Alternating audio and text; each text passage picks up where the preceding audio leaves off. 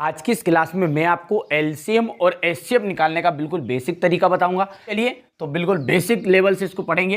ठीक है, ये पहला सवाल है हमारा 6 और 20। ठीक है, इसका आपको एचसीएफ और एलसीएम निकालिए, फिर इसकी जांच भी करनी है और जांच का फॉर्मूला ये यहाँ पर भी लिखा हुआ है। ठीक है, सबसे पहले आपको क्या करना है, आपको लिख देना 6 के गुणनखंड। ठीक है, 6 के गुणनखंड। अब 6 के गुणनखंड का मतलब क्या है, जो आपने अभाज्य गुणनखंड विधि पढ़ी है ना, उसी से करना है। ये 6 लिख दें यहाँ पर। अब करिए 2 तिया 6 और ये 3, यानी क्या निकल कर आए 2 गुणित 3। इसी तरह अब कौन सी दूसरी संख्या है आपकी 20, तो लिख देना है आपको 20 के गुणनखंड। ठीक है, तो 20 के, तो इसी तरह से 20 के भी निकाल लो भैया। 2 से देंगे, 2 धाम 20, 2 करना 2 है, 0 ऐसे की वैसी, 2 पंजे 10, फिर 5 से दिया। सिंपल है, सबसे छोटा सवाल है पहले। अब ये हमारा है 2 गुणित 5, लेकिन इसको छोटे रूप में लिखना है आपको। छोटा रूप ये है कि इसको हम और छोटा बना सकते हैं, 2 की घात 2 लिख सकते हैं इसे, और गुणित 5। यदि यहाँ पर 3 4 बार है तो हम इसको डायरेक्टली, छोटा रूप ये है इसका कि 3 की घात 4 लिख देना है। ठीक है, चलिए तो इसी तरह यहाँ पर इसका बता दीजिए क्या आ जाएगा आपका, 2 की घात 2 गुणित 5। चलिए तो लिख दिया मैंने ये 2 की घात 2 गुणित 5। अब सबसे पहले हमको लिखना है एलसीएम, तो लाइन लिखेंगे 6 और 20 का एलसीएम। अच्छा, अब 6 और 20 का एलसीएम है। देखिए ट्रिक के माध्यम से बताऊंगा मैं। ला से लघुत्तम व समापवर्तक है। ठीक है, एलसीएम का हिंदी में नाम क्या है, ठीक है, लघुत्तम समापवर्तक, और एचसीएफ का महत्तम समापवर्तक। तो ला से लघुत्तम समापवर्तक और ला से लाओ सब, ला से लघुत्तम और ला से लाओ सब, यानी कि इसमें जितने भी लिखे सबको ले आओ। पर लेकिन कंडीशन केवल यही है कि जो एक बार लिखा जाएगा वो डबल से नहीं लिखा जाएगा। नहीं समझ में आई बात। जैसे यहाँ पर 2 है ये और ये भी 2 है, इन दोनों में से 2 एक बार लिखेंगे, कोई सा भी 2, तो आप कौन सा लिखना पसंद करोगे, इसमें बड़ा वाला। ठीक है, लघुत्तम समापवर्तक में बड़ा वाला लिखना है। समझ में आ गई बात नहीं है, क्योंकि लाओ सब, अब सब ला रहे हैं, सब 1000 2-2000 के नोट पड़े हैं, तो बिनो सब, तो कौन कौन से नोट बिनने हैं। ठीक है, तो भाई साहब 2-2 हज़ार के बिनेंगे, क्यों बिनेंगे, चिल्लर इल्लर।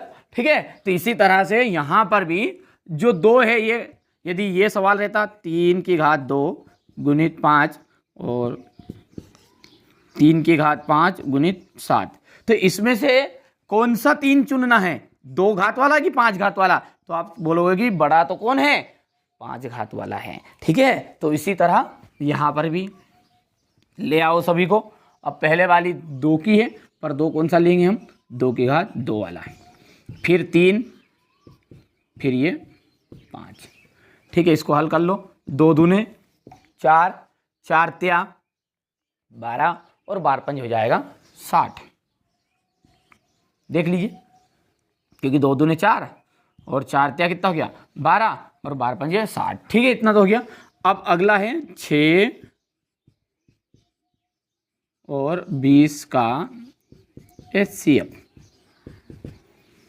ला से लाओ सब, क्योंकि लघुत्तम था ये और महत्तम है, तो मत लाओ सब दादा। फिर मत लाओ तो कौन सा लाओ, कोई ना कोई तो लाना पड़ेगा ना, जो दोनों में है उसको लाओ। एचसीएफ में केवल इतनी सी बात आपको याद रखनी है, और एलसीएम में, दोनों में, एलसीएम में सभी को लाना है, लेकिन जो डबल बार आए उसमें से बड़ी घात वाला चुनना है।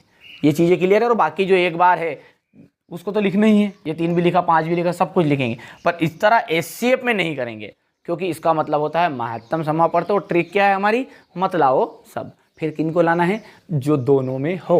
और दोनों में कौन है, यहाँ से देखिए यही सवाल है आपका, क्योंकि गुणनखंड इसलिए तो कराएं पहले ये। ठीक है, तो दोनों में से कौन है, केवल 3 है क्या दोनों में, नहीं है। 5 है क्या, नहीं है, केवल 2 है।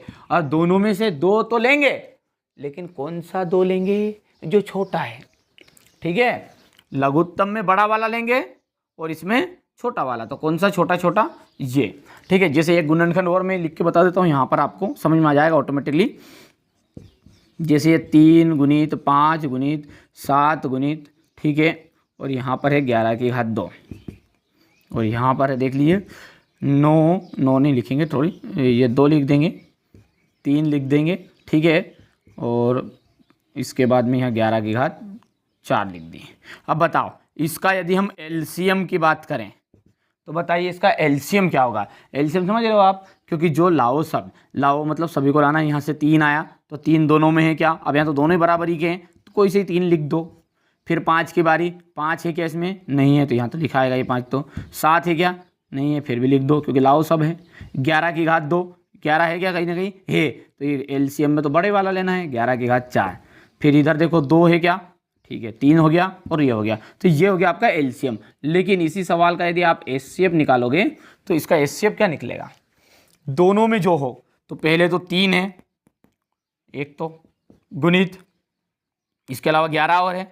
अब 11 कौन सा चुने, घात 2 वाला, क्योंकि घात 4 बड़ी है, ठीक है। समझ में आ गया होगा मेरे हिसाब से कि किस तरह से एलसीएम निकालेंगे और किस तरह से एचसीएफ। इसी के आगे थोड़ा सा और है, क्योंकि इसने बोला दोनों संख्याओं का गुणनफल बराबर एचसीएफ इंटू एलसीएम जांच करनी, तब तो गुना भाग करना है। इतनी चीज़ें क्लियर हैं, ठीक है। अभी आगे का एक सवाल और करेंगे ना, इसमें पूरी चीज़ें क्लियर हो जाएगी। अभी इतने सवाल है हमारे पास 4, चलो इतनी चीज़ें हैं, चलिए इसको मिटा देते हैं। अब क्या बोलेगा, जांच की, तो जांच कर देना है, यहाँ पर कर देता हूँ जांच।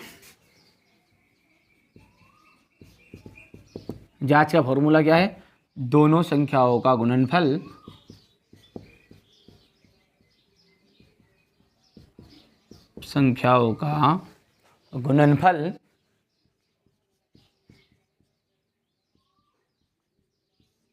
बराबर क्या है, एचसीएफ है इंटू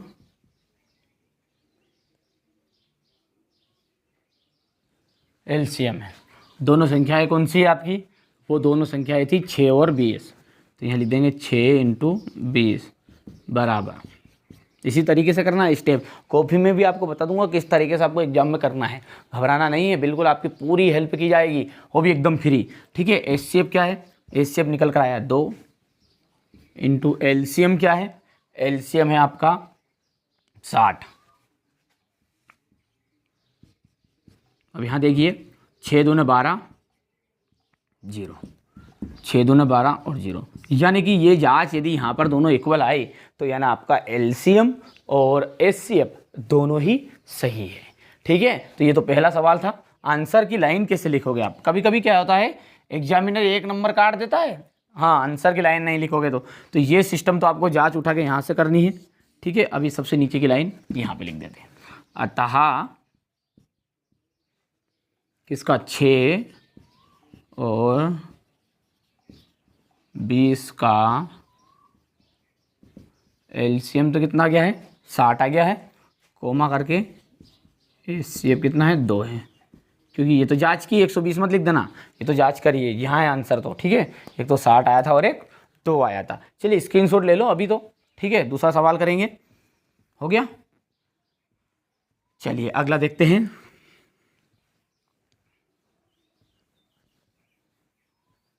बिल्कुल आराम से बताऊंगा मैं, क्योंकि एक बार एक ही वीडियो में आपको सीखना है अच्छे से, तो थोड़ा सा धैर्य बना के रखना पड़ेगा, ठीक है। टाइम को ध्यान में नहीं रहना है, ठीक है। जो बच्चा इस टाइम की वैल्यू में समझ रहा हूँ, लेकिन देखिए कुछ पाने के लिए कुछ तो खोना पड़ता है, ठीक है। यदि आप अच्छे से शांति से देखोगे तभी समझ में आएगा। चलिए तो अगला सवाल क्या है वो देख लेते हैं, बाकी अब आगे तो आप कर लोगे फिर। 26 और 91, तो ये दूसरा सवाल है आपका, 26 और 91 है, तो आप लिख लेंगे हम 26 के गुणनखंड। चलिए करिए 26 के, तो यहाँ से 26 लगा देंगे, 2 एक अन्ना 2 और 13 आ गया है, ये 13 है, ठीक है। तो क्या गुणनखंड निकला इसके, 2 गुणित 13। इसी तरह अब है 91, तो 91 के भी ले लो। 91 के देखिए, 91 है तो 2 से नहीं जाएगा, 3 से भी नहीं जाएगा, क्योंकि करके देख लेना आप, ये डायरेक्टली जाएगा 7 से, ठीक है। तो 7 एक अन्ना 7 और 7 21, तो ये 13 आ गया, ख़त्म, ठीक है, तो इसका किसके गुणनखंड है? 91 के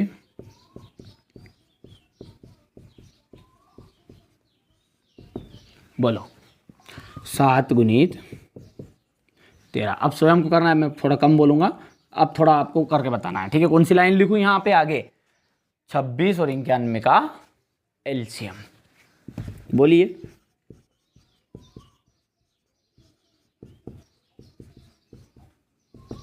एलसीएम का मतलब क्या होता है?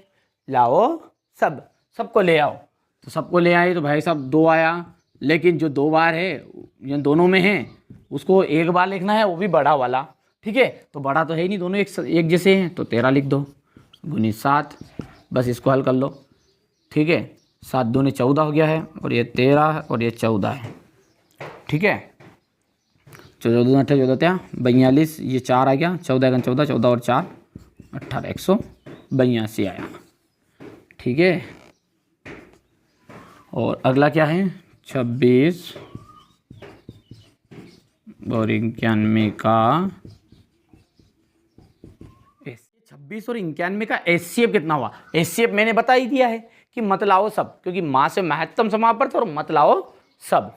तो मत लाओ सब तो किसको लाओ भैया? जो दोनों में हो। तो सिंपल सी बात है, इसमें आ गया आपका 13। ठीक है, अब यहाँ से एलसीएम और एचसीएफ प्राप्त हो गया। अब बोल रहा है जांच करने की, तो यहाँ पर लिख देना आपको जांच।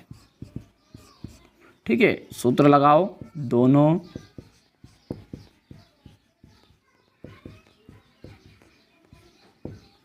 दोनों संख्याओं का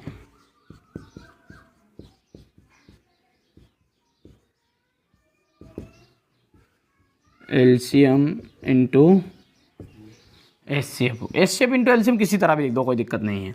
ठीक है, दोनों को बताओ। 26 गुणित 91 बराबर एलसीएम कितना है?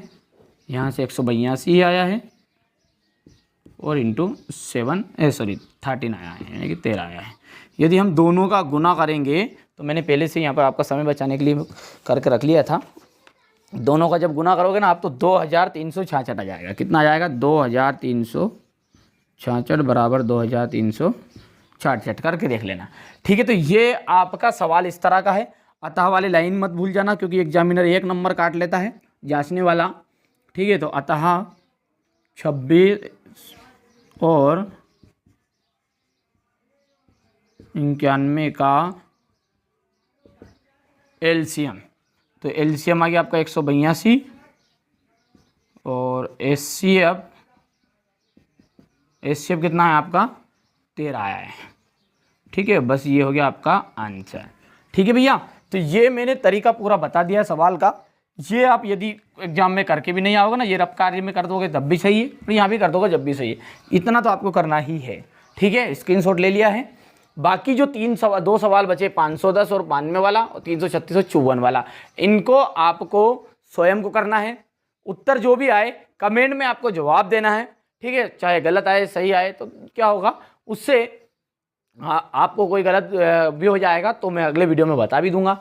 ठीक है, आप बताना कि आपको समझ में आया है या नहीं आया है, साथ में इनके आंसर की कमेंट भी करना है। ठीक है, तो मैं आशा करता हूं कि आपको मेरे द्वारा जो बताया गया सवाल अच्छे समझ में आ गया। और 3 नंबर 4 नंबर का आएगा ये, कभी कभी 4 नंबर में पूछ लेता है, कभी कभी 3 नंबर, कभी कभी 2 में भी पूछ लेता है, ऐसा भी नहीं है। ठीक है, तो बिल्कुल आपके पक्के नंबर कर देगा, घबराना नहीं है। ठीक है, बिल्कुल इन चारों सवालों के अलावा आपके आते ही नहीं है सवाल इससे, क्योंकि 3 सवाल तो आपके एक्सरसाइज के हैं और एक ये उदाहरण का है। बस ये चारों सवाल, और कोई सा भी सवाल दे दे आपको इससे कोई लेना देना नहीं है। ठीक है, अच्छी मेहनत करेगा जो बच्चा, मेहनत करेगा ना वही ठीक है आगे बढ़ पाएगा। चलिए, तो मिलते हैं अगले वीडियो में। और चैनल पर पहली बार हो तो सब्सक्राइब अभी तक नहीं किया है तो ज़रूर करिएगा, चाहे आप सब्सक्राइब करिए ना करिए, अंत में इसलिए कहते हैं ठीक है, ताकि आप तक नोटिफिकेशन पहुंच जाए, जो भी महत्वपूर्ण चीज़ है वो आप तक पहुंच सके। और एक विशेष कार्य आपको जरूर करना है, चाहे आप सब्सक्राइब मत करिएगा, अपने दोस्तों के साथ ज़रूर इसको बताइएगा कि एकदम फ्री आपको बिल्कुल मैथ्स पढ़ाया जाए, मैथ्स के साथ साइंस है, सोशल साइंस है। ठीक है, और साथ ही साथ PDF की सुविधा भी है। ठीक है, व्हाट्सएप नंबर भी आपको चैनल आर्ट पर जाओगे तो मिल जाएगा, वहाँ पर आप मैसेज करिए, बढ़िया से आप तो अच्छे से तैयारी करिए, आपकी एकदम पूरी मदद की जाएगी। ठीक है, 6 विषय के जो सब्जेक्ट हैं, ठीक है, उन 6 विषयों को आपको अच्छे से कंप्लीट कराया जाएगा। तो आशा करता हूँ आपको मेरी बातें समझ में आ चुकी होगी। तो मिलते हैं अगले वीडियो में।